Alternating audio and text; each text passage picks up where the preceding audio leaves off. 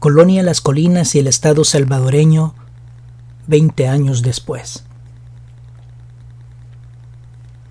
Desde las verdes montañas que circundan a Cuscatlán, se ven esplendentes valles desde El Paz al Huascorán.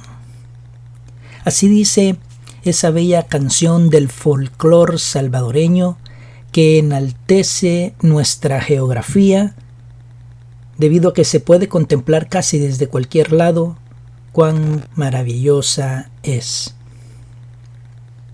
Contamos con 23 volcanes activos, y entre ellos podemos mencionar el volcán de Izalco, el volcán de Santa Ana, el volcán de San Salvador, el volcán de San Vicente, San Miguel, y también podemos mencionar las calderas del lago de Coatepeque en Santa Ana, la caldera del lago de Ilopango en la capital, San Salvador.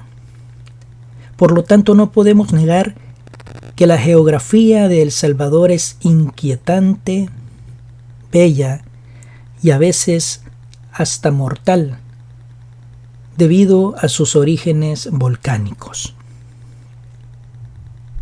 El tema de hoy es importante y nos trae a recordar lo que sucedió en el año 2001, que fue un año marcado por muchos hechos importantes dentro de la historia de nuestro país que hasta el día de hoy nos están repercutiendo. Por ejemplo, entre ellos encontramos la Ley de Integración Monetaria, el terremoto del 13 de enero con una magnitud de 7.5 grados y que se hizo sentir a nivel nacional, el terremoto del 13 de febrero con 6 grados de potencia en escala de Richter y se hizo sentir en la zona central y paracentral. Estas tragedias dejaron como resultado 1.150 muertos y pérdidas materiales por más de 1.500 millones de dólares. Sin lugar a dudas, el desprendimiento de tierra de las colinas fue lo que más se recuerda de aquellos dos terremotos. Dicho desprendimiento se cobró la vida de 400 personas.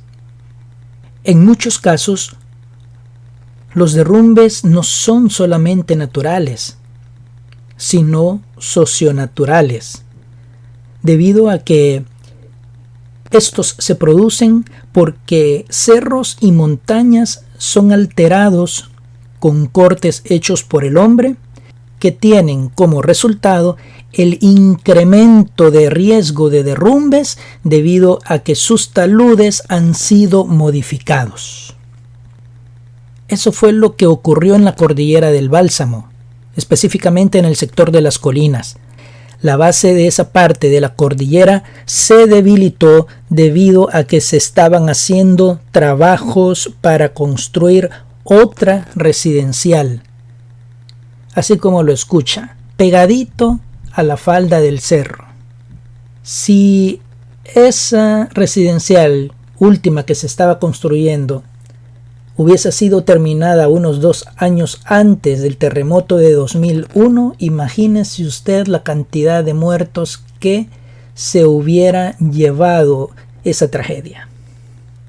Y entonces es en este punto que me quiero detener con una serie de cuestionamientos. Y debo ser claro, sí, los terremotos son inevitables y mucho menos podemos predecir cuándo sucederán. Pero lo que no debe ser inevitable son los estudios geográficos del terreno. Además, los estudios geológicos, es decir, los estudios del suelo, deben ser una obligación. Es decir, que los análisis científicos deben de hacerse con diligencia antes de construir una residencial a las faldas de un cerro y no hacer estudios geológicos para determinar qué sucedió cuando ya se derrumbe el cerro y haya matado a 400 personas. Otro asunto importantísimo es que los estudios de impacto ambiental deben ser tomados de manera seria. Se debe de escuchar a las personas que protegen y luchan por la defensa del medio ambiente.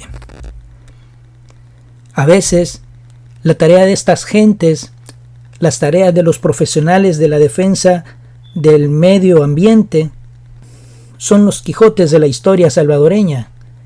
Y en este momento, año 2020, estamos presenciando cosas terribles que están a punto de suceder en nuestro país y que se vienen advirtiendo desde los últimos 30 años.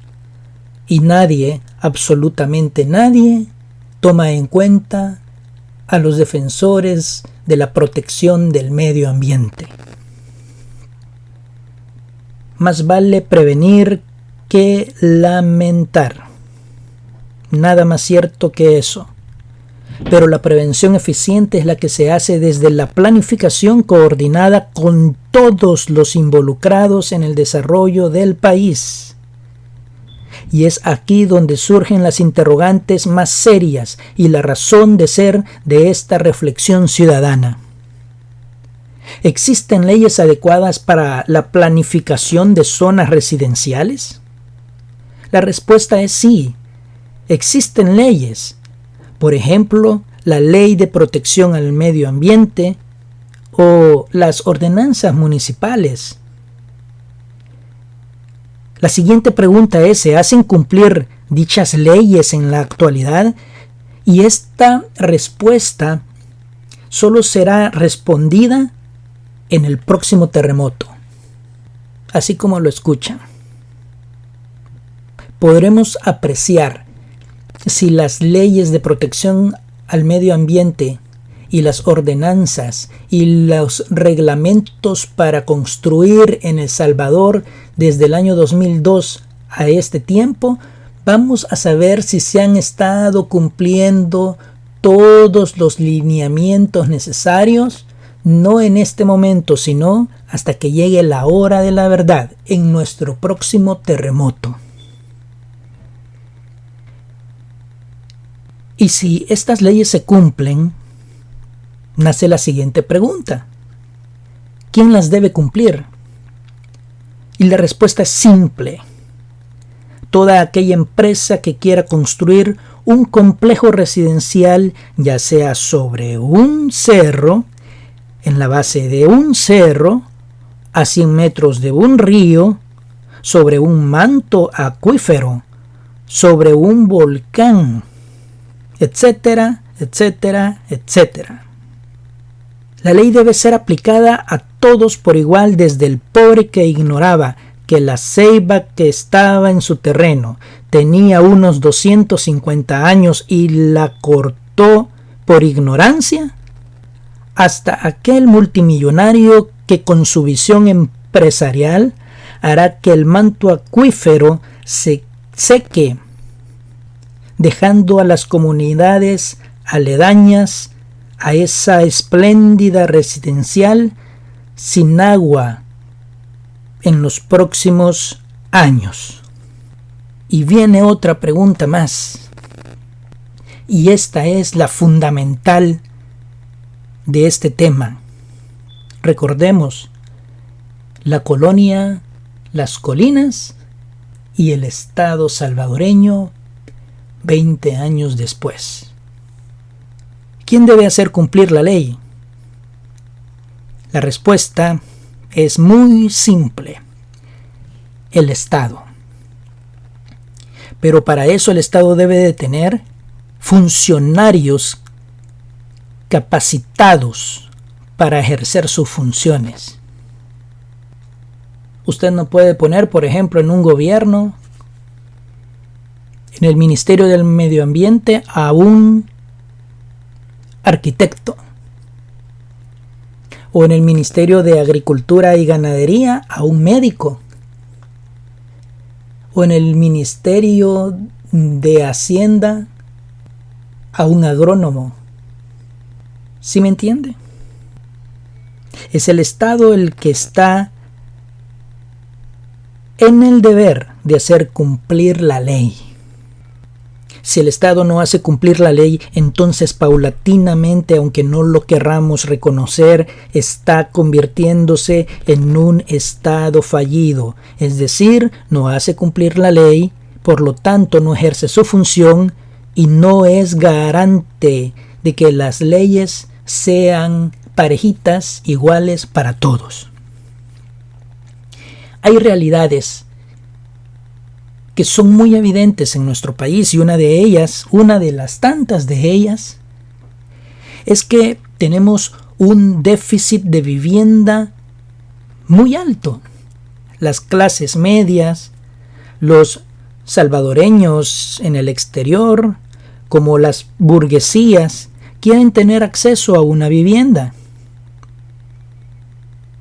Pero también allá al fondo, allá, hay millones de salvadoreños de escasos recursos urgidos de una vivienda digna. ¿Qué hacer ante esta situación? La respuesta es buscar soluciones bien pensadas, bien planificadas y comenzar a tener una verdadera conciencia ciudadana, una verdadera conciencia social, y en esta búsqueda de soluciones establecer diálogos con todos los involucrados en el tema. Como salvadoreños debemos de comenzar a plantearnos muchas preguntas a la hora de adquirir una vivienda. Mantenga presente esto: una vivienda es dinero invertido. Dinero invertido significa su vida. Entonces, a la hora de adquirir la vivienda, piense en esos factores y pregúntese: ¿está cerca de un río la vivienda que compraré o construiré? Es decir, por lo menos a 100 metros de un río, la vivienda que construiré o compraré. ¿Este lugar se encuentra a las faldas de un volcán o de un cerro? Y quiero aclarar esto: a las faldas, a mi criterio, que no soy profesional de la construcción, podría ser considerado a 500 metros de la falda, medio kilómetro, a 500 metros de la falda. El problema es que las constructoras construyen hasta cierto punto y cuando ven que hay bastante demanda en el lugar donde están construyendo, comienzan a ir a las faldas del cerro por hacer dinero, en el bendito afán de hacer dinero. Y está bien que la empresa busque sus ganancias, pero ¿cuánto cuesta la vida de un salvadoreño? Por ejemplo, si en las colinas se murieron 2 personas en la misma casa y la casa valía $30,000 en aquel momento, la vida de esos 2 salvadoreños que murieron soterrados en esa casa valía $15,000 cada uno. Entonces son las cosas que debemos meditar. Y hay 3 actores a la hora de planificar, construir y adquirir una vivienda. Hay 3 actores. El primer actor es la empresa que construyó y ahora está ofreciendo el inmueble. El segundo actor es la persona que lo comprará o que lo compró. Y el tercer actor es el gobierno que dio el visto bueno a la construcción. Y de repente en la escena entra el que no fue invitado, el actor que no se esperaba, pero se hizo presente de todas maneras, porque es inevitable: el terremoto. Y al haber un desastre, el Estado tiene que destinar un dinero para reparar lo que la primera actuación hizo mal. Viene el Estado a mitigar las chambonadas que hizo el otro. Viene el Estado a convertirse en un ente lastimero, en un ente a veces ineficiente. Y así, una y otra vez, la tragedia nos visita cada 15 o 20 años en nuestro país y nos encuentra sin haber aprendido las lecciones de sangre y dolor de la última vez.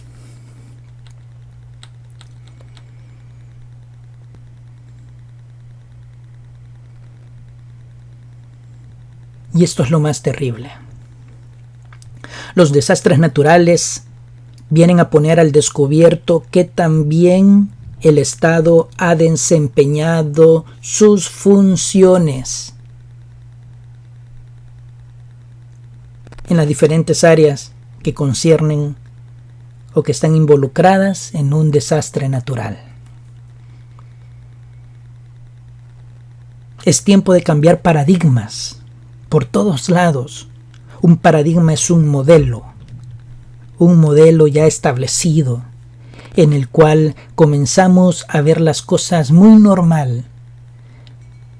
En los paradigmas sociales, por ejemplo, y no soy sociólogo, pero me viene a la mente esto, en los paradigmas sociales es normal que el ladrón robe. En los paradigmas sociales es normal que el político sea un ladrón porque esa es su naturaleza y es corrupto y está bien que robe porque es normal eso.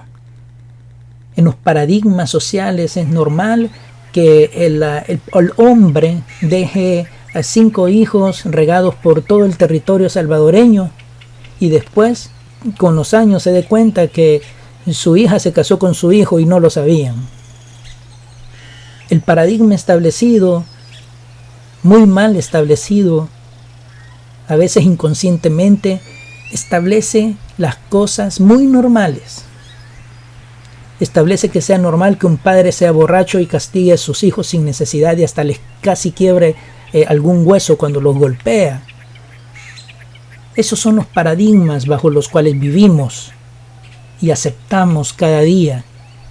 Y esos son los que debemos de en cada momento ir rompiendo, porque como ciudadanos debemos de tener una conciencia plena de la realidad de nuestro país, pero no desde el punto de vista de quejarnos y reconocer que estamos mal, sino que si nosotros como ciudadanos estamos obrando mal, comenzar a cambiar el chip que llevamos, gracias a los modelos que hemos visto y a veces hemos mal aprendidos. Entonces lo que quiero decirle es que como ciudadanos debemos de cambiar el paradigma de que las cosas se hacen mal, hay que hacerlas mal y que el otro las repare. Es nuestro deber ahora cuestionar, es nuestro deber ahora hacer cumplir la ley y velar porque se cumpla.